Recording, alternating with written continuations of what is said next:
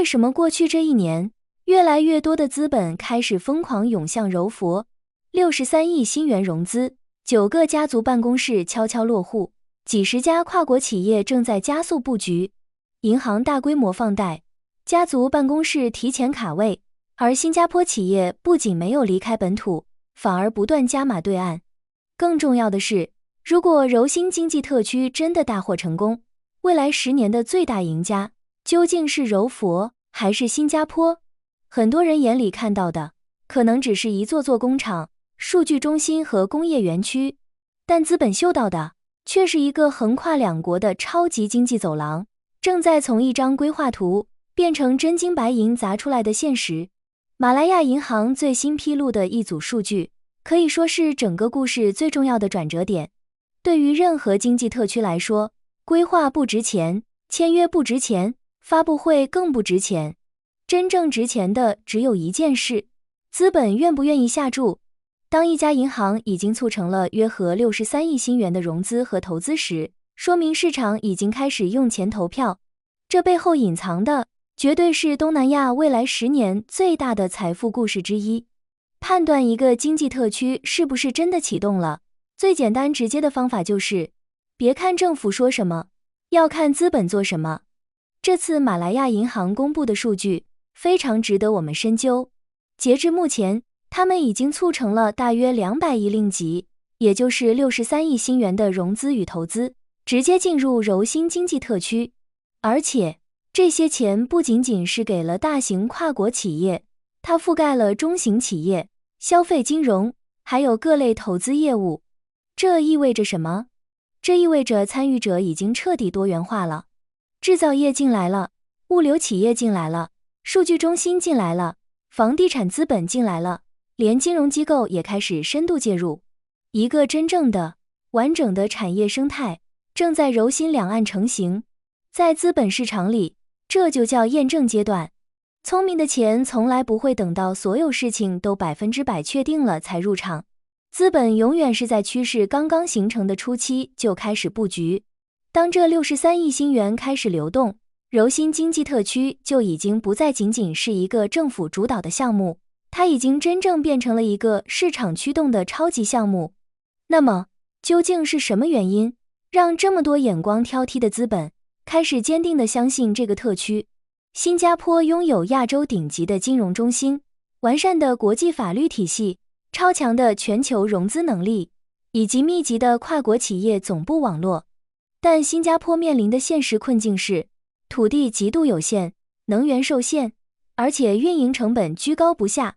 于是，全球资本突然意识到一件事，如果把这2个地方拼在一起看，答案将完全不同。新加坡负责大脑，柔佛负责身体；新加坡负责资本运作，柔佛负责物理扩张；新加坡负责全球连接，柔佛负责产业落地。这正是柔新经济特区最特殊也最性感的地方。它根本不是传统意义上那种靠政策洼地吸引工厂的特区，而是一场极其罕见的2个主权国家之间的深度产业协同实验。就像新加坡总理曾公开指出的，柔新经济特区的目标绝对不是让企业简单的搬迁过去，而是利用双方的互补优势，共同去吸引全新的全球投资。这才是真正让资本兴奋的核心逻辑。而这种兴奋在财富管理领域的表现尤为明显。马来亚银行披露，他们已经协助在柔佛设立了9个家族办公室。为什么这个信号极其重要？因为家族办公室的钱和普通的风险投资完全不同。他们不看明天的暴涨，他们看的是未来10年甚至20年的长远周期。这些老钱最喜欢投资什么？他们只投增长中的核心区域、基础设施升级、大规模的产业迁移，以及能带来长期稳定现金流的硬资产。而今天的柔佛恰好同时具备了所有这些特征，特别是像数据中心、物流仓储、工业地产、新能源项目以及跨境基础设施。这些行业的共同特点就是极其烧钱，回本周期长，但只要建成就能吃透长期的经济增长红利。当家族办公室开始在柔佛密集布局时，本质上说明，顶尖的财富阶层已经把这里死死锁定为未来10年的核心增长区。更关键的是，这里面正在形成一种全新的财富模式。这些家族的资产管理平台、法务和税务架构依然留在新加坡，但真金白银的项目投资却落在了柔佛。这很可能会成为未来东南亚跨境财富管理的新常态。而在这个新常态下，赚得最多的可能完全出乎你的意料。在这个超级走廊里，未来增长最猛、利润最丰厚的很可能是4大核心产业。首先就是数据中心，柔佛现在已经狂飙突进，成为全亚洲增长最快的数据中心市场之一。大量的国际科技巨头正在涌入当地，疯狂建设 AI 基础设施。其次是现代物流产业，未来随着新柔捷运系统通车，以及跨境供应链的全面打通，两地的物流吞吐需求将会呈现指数级爆发。第三是工业地产，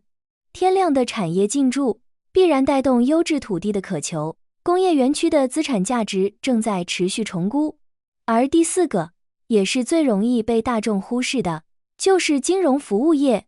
你想想，柔佛每一个拔地而起的超级项目背后都需要什么？需要天量的融资，需要复杂的商业保险，需要跨国并购支持，需要顶级的法律服务，还需要财富管理和跨境结算。而这些处于产业链最顶端、附加值最高的服务，绝大部分依然牢牢掌控在新加坡手里。所以，如果把时间轴拉长来看，金融服务业反而可能是这场柔新特区红利中闷声发大财的最大受益者。这也将彻底重塑整个区域的经济格局。过去几十年，全球经济史上其实出现过很多类似的成功案例，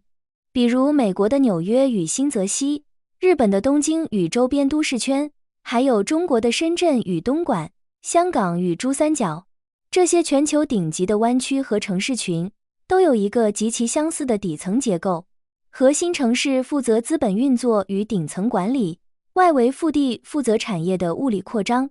而今天的新加坡和柔佛也正在迅速形成这样的黄金结构。但柔新特区更具颠覆性的一点在于，它发生在2个独立的主权国家之间，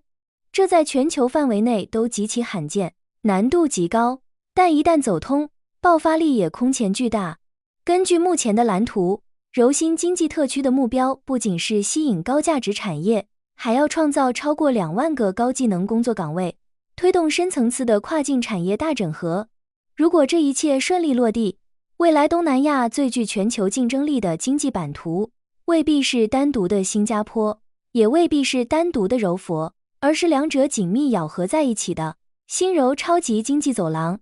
未来最有可能出现的终局，根本不是什么柔佛赢，新加坡输的零和博弈，而是新加坡继续稳坐中军帐，负责资本、金融、顶尖人才和全球连接，而柔佛化身为最强劲的引擎，负责土地、能源、高端制造和基础设施的无限扩张。当资本的江河开始涌动，当银行开始大规模放贷，当家族办公室果断下注，当跨国企业真金白银的砸下投资，说明市场已经给出了最真实的答案。未来10年，东南亚最激动人心的财富故事，绝不是新加坡对决马来西亚的内耗竞争，而是一个横跨国界的超级经济体，正在新加坡海峡的两岸悄然诞生。那么，你觉得在这场历史性的经济大融合中，未来最大的赢家究竟会是谁？是新加坡？是柔佛？还是整个新柔超级经济走廊？欢迎在评论区留下你的犀利洞察，我们一起探讨。如果你喜欢本期内容，请务必点赞、转发，并订阅我们的频道。你的支持是我更新的最大动力。我们下期视频再见。